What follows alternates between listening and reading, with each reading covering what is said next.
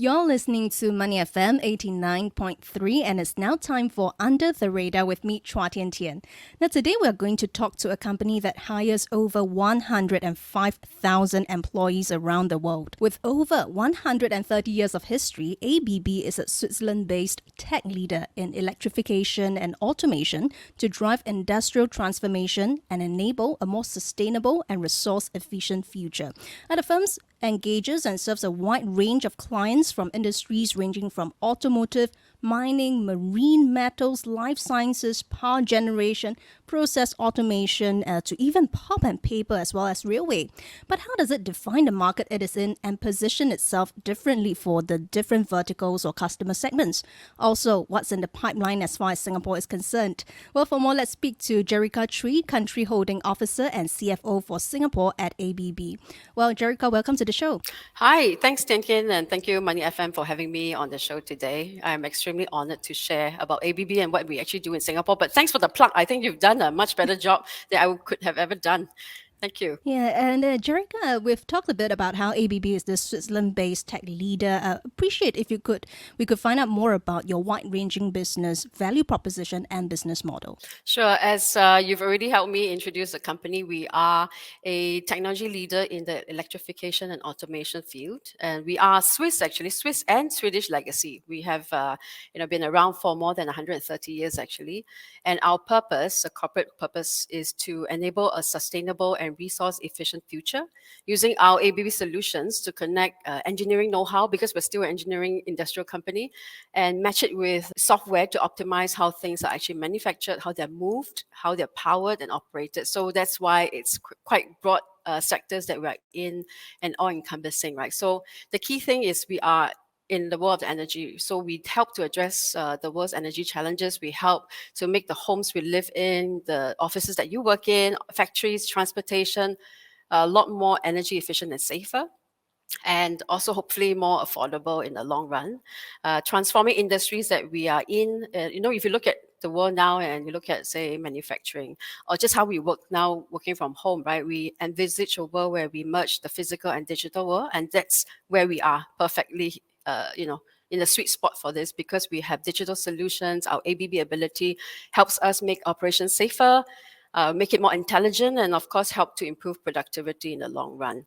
So innovation, as you mentioned, is in our DNA. We've been doing this for 130 years. So some of you may not know, but ABB was founded back then, to take advantage of the latest technology 140 years ago. And what was that? That was electricity. So how do you take like this high voltage electric power from power plants? How do you transmit them safely to homes? How do you lower the voltage and how do you safely transmit them? So ABB came up with a lot of innovative solutions for that. And we also built the first industrial robot in the world. So it's pretty interesting. A lot of people don't know, and I think I need to plug a little bit of this in Singapore.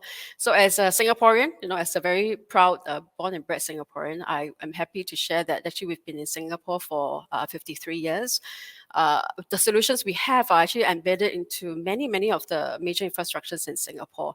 You'd be surprised, like from the water you drink from the taps, the electricity you consume, and of course now everybody's playing games, all the data that you store in your cloud in data centers residing in Singapore. Even the EV cars now. EV cars, if you peek behind, you see our logo in some of the EV chargers. And of course, robots that make our lives a lot easier and improve efficiency. So I kind of alluded to a little bit of what we do already, but we are segmented into four major business areas. So electrification is one, process automation, motion, and robotics, and discrete automation. So, and under these four kind of big umbrellas, we have 21 divisions. It's a lot to go through. So maybe we can talk a bit more later, but I just wanted to give an idea of what we do. And we are actually everywhere. We're just a brand that is a B2B, so it's not so easily recognizable and not so familiar. But we are in your lives. So I would urge everybody to take a peek behind, pull the curtain a bit and see our ABB logo. We are in your lives. So just turn up the car hood and take a look at the chargers behind the EVs. Well, Jerica, you mentioned 21 divisions across that four big major areas, right? Which is the most important business vertical for you as far as Singapore is concerned? That's Tian Tian, that's a very difficult question. That's almost asking me to pick a favorite child among my 21 kids. It's almost impossible because every kid, is special. Every kid has different potentials. So what can I say is that Singapore, I think, in terms of size wise, right, we do mirror a lot of how ABB globally looks like. So the biggest siblings in Singapore would be our process automation and electrification, just because of the business size. But every vertical and every business division is important because they serve a very different customer need. And even if I talk about 21 divisions, a lot of the times we collaborate together.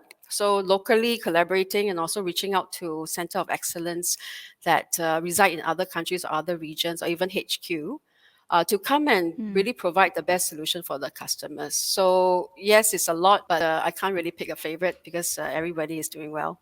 Okay, so let's look at your customers. Who would you then consider to be your main customers in the different business verticals? Are you looking at mostly maybe government contracts, or are you looking at business, big giants?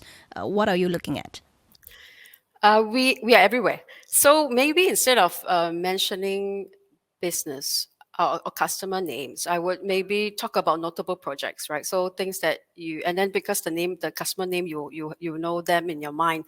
So in the water segment, I talked about water, right? That's important for Singapore. So we work very closely with PUB.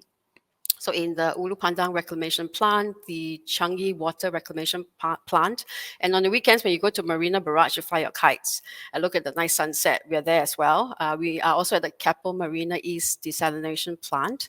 So out of our four business, three of our business areas have solutions in those places. Of course, those are more government-related projects. The others are, like, for example, smart infrastructure. There's a big topic in Singapore as well. If you look around, it's both private and public. So we have electrification technology in National Library, the SGX Center, the Singapore Flyer as well. So next time you see the pretty lights, think of us as well. And Sports Hub, I think for those of you who've recently attended some Korean concert or those that's coming up, the retractable roof that shelters you from rain and sun, we have our technology and drives there as well. And it's actually energy efficient drives. So those projects, of course, is kind of quasi-government. On the marine side, we do work with the private sector. I think you mentioned a little bit about the marine. We worked with, and I think you didn't mention this, but we collaborated with Keppel Offshore Marine. We jointly developed autonomous tugboats that's plying the waters of Singapore. That's a very big area for Singapore, a very big growth for Singapore. And other smaller kind of, but important as well, private sectors would be, say, food. There's this one I haven't mentioned, but our robots are delicate enough to pick and pack eggs. So the next time you say buy Sing Chun eggs, a bit of plug for our customer there. These eggs were packed by our very, very skillful robots. So we are kind of everywhere, and obviously EV charging with the big companies like Shell, and also with the local companies like ST Engineering, Charge Eco. So we provide them the EV charging. So we are not the B2C, we will be B2B in this particular front for EV chargers. Wow. But here's a big question for you, Jerica. We look at ABB's business. You serve a wide range of industries. You're almost everywhere where the customer or where the regular man in the street is. What would you say are the services in demand for the various industries? Maybe just one or two examples. I think just on recent trends, right? So post-pandemic, not that it hasn't before, but there's a lot more stress on ensuring that companies are more resilient to fluctuations. The other thing is also taking care of our people, minimizing workers or protecting them from health risks and safety risks. So just one example that the solution we provided, right? So, ABB being a B2B business, we don't create something for the customer. We always try to solve what the business needs, or what the customer needs. So if they have a problem or need, they'll come to us and say, hey, can you help us provide a solution? So just this one is a interesting example, because I think everybody will know this, COVID testing, everybody has gone through that. So last few years, so A-Star and ARTC is an Advanced Remanufacturing and Technology Center. They approached ABB during the start of the pandemic to say, hey, can you help us develop a solution or robots to help accelerate COVID testing? Because remember, it initially took pretty long, like one full day to get the results. But with our robots, and we did this very, very quickly. I think within a span of 2 months, the solution was developed to create these pair of robots that will help to do all the mundane tasks and take away kind of the contamination risks and reduce the exposure of the lab workers. They just need to do the last bit, which is the important bit. So the labeling, the moving the tray, that's actually done by the robots. And we actually could push through a throughput of about 4,000 samples a day. So that's how, our solutions are also going with the trend, with the changes in times. When there's a need, we respond with a solution or product that will help meet the needs. So that's one that I think everybody is more familiar with. I think the other trend that we see, obviously also post-pandemic, because I can do a lot of referencing there, right? So if you look at the marine sector, it's actually recovered actually way better even before pre-pandemic levels. And I think the order books or the contracts books in Singapore is about 20 billion, I think, that will actually require companies to fulfill that up to 2025. So it's a lot of work coming, and the focus is always on decarbonizing because we all know that marine vessels are one of the kind of the worst ones in terms of using, or rather the carbon footprint is pretty high for that. So that's kind of our forte. We help to improve energy efficiency, right? So end of the day, the less energy you use, the more carbon, the less carbon footprint you leave in the society. Wow, very exciting. And let's take a look at the wider business environment, Jerica. How would you then define as ABB? Who would you define as ABB's competitors? Are we talking about the likes of GE, Schneider Electric? How do you then position yourself against these players then? Right. Maybe I haven't really talked about how we operate. I think let's maybe share a bit about the ABB operating model. So, I mean, after we just chat a bit, you can see that we are quite wide ranging and we're so big in terms of across the board, right? How do you manage a giant ship? So when people ask me how does ABB manage our business, I always give this example where we are a giant ship, right? So when things happen and the tides change, it's hard to maneuver because the ship takes forever to change. So actually, this happened before the pandemic. It was actually in 2018. We started reorging the structure to be more agile. So now we have lots of speedboat with mothership trailing behind.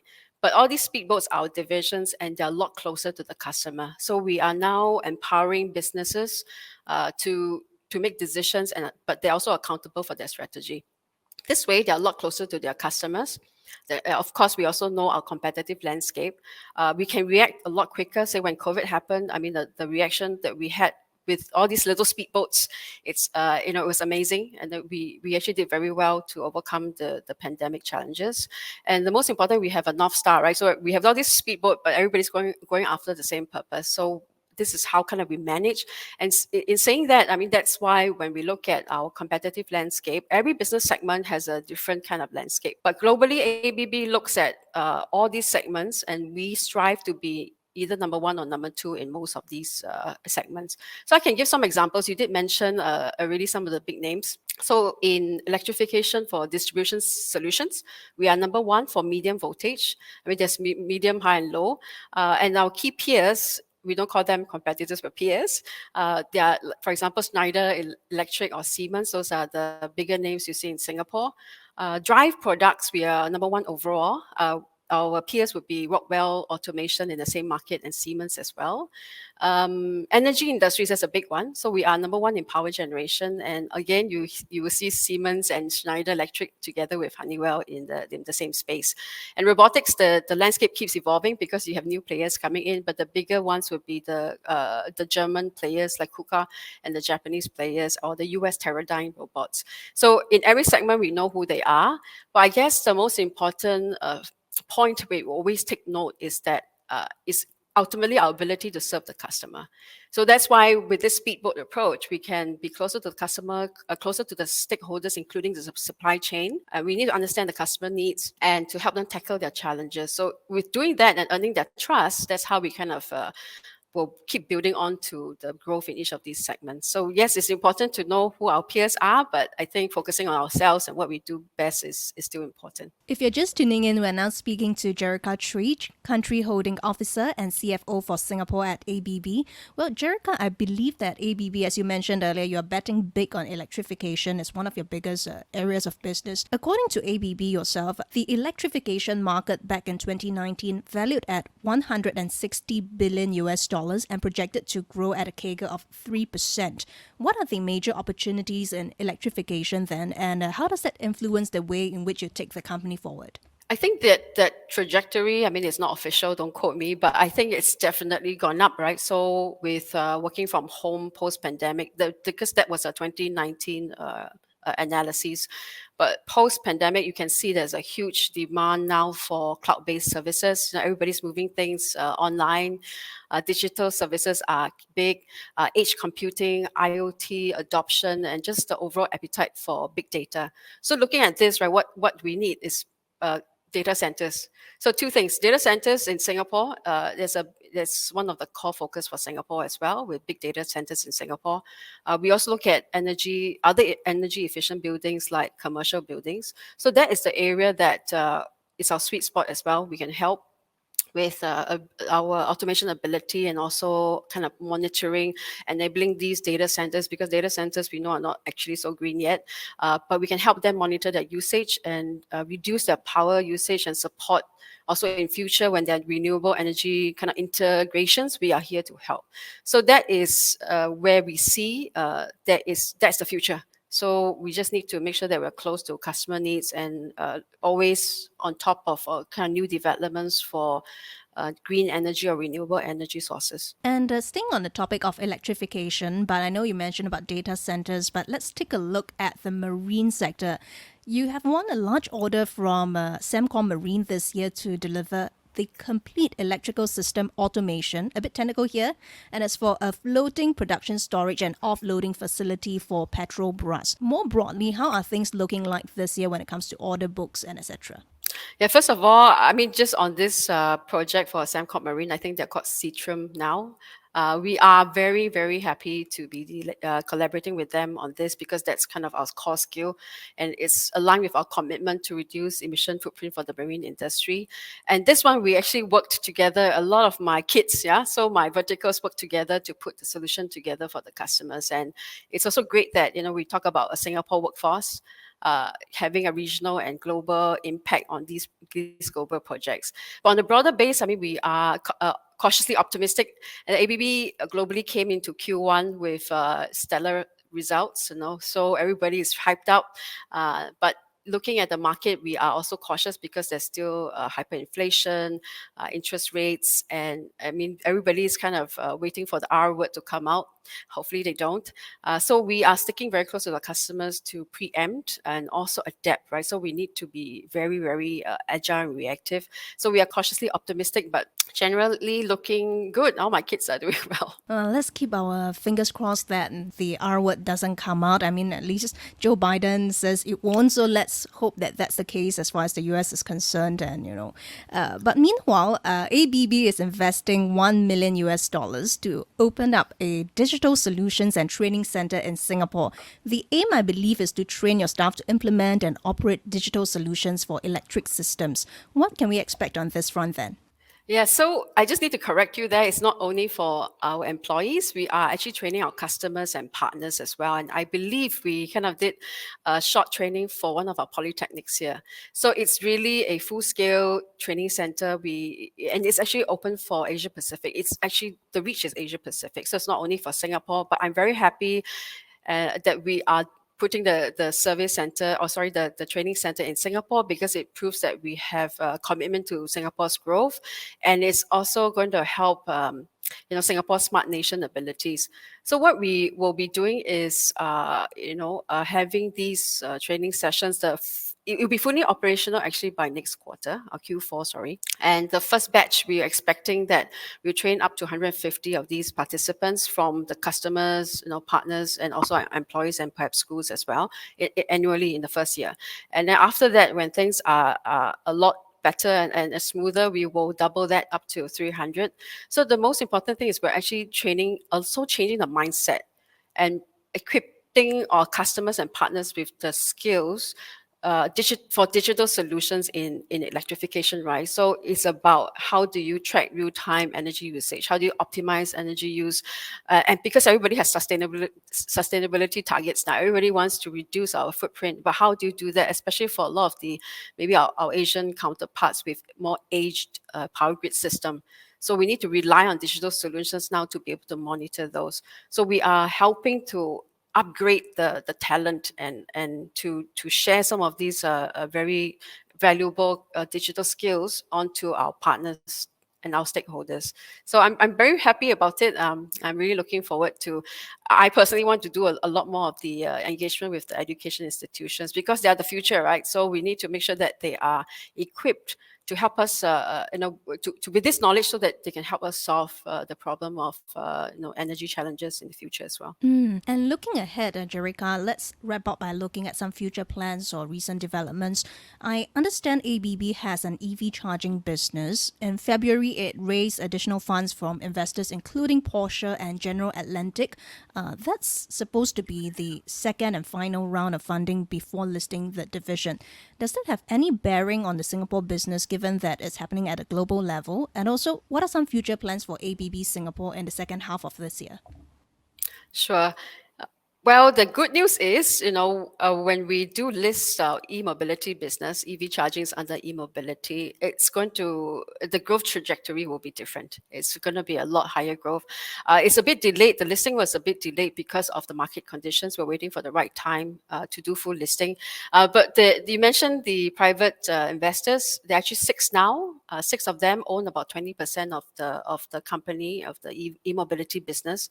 And actually one of them is GIC. So it's our very own sovereign fund in Singapore. So it means it's a good deal, right? So that's why I'm very confident that they will keep a very strong presence in Singapore. Actually, Singapore is now the kind of the regional hub for e-mobility business. So our talent and the experts are sitting in Singapore. And the training center that we talked about earlier, we also do EV training there. And I'm not wrong. If I'm not wrong, the polytechnic students that came was we're training them on how to service EV chargers.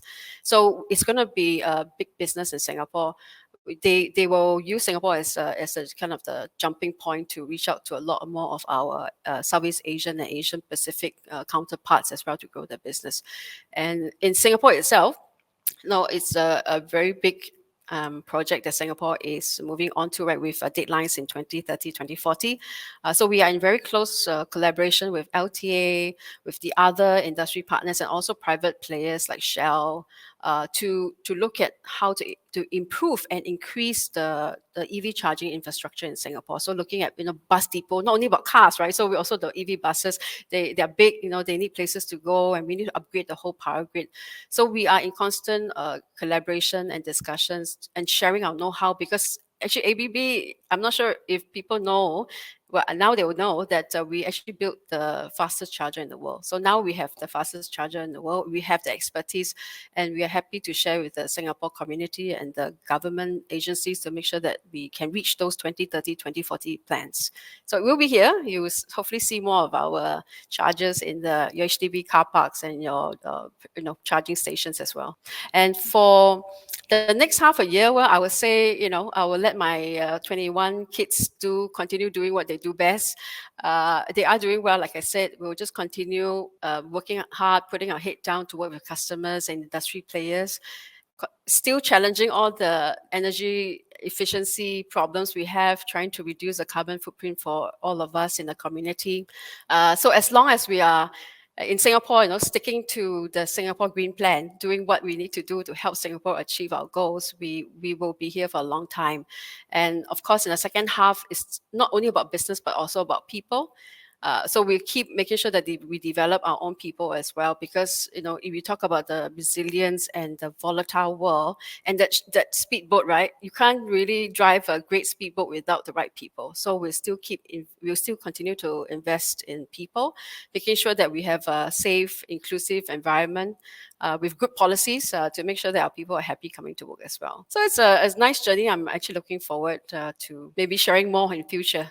Love hearing from you, the mom of the 21 kids, and exciting as to what's ahead. So thank you very much, Jerica. That was Jerica Tree, Country Holding Officer and CFO for Singapore at ABB. Thank you very much for joining us on Money FM 89.3.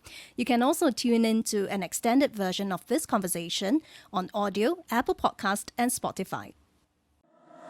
Money FM 89.3.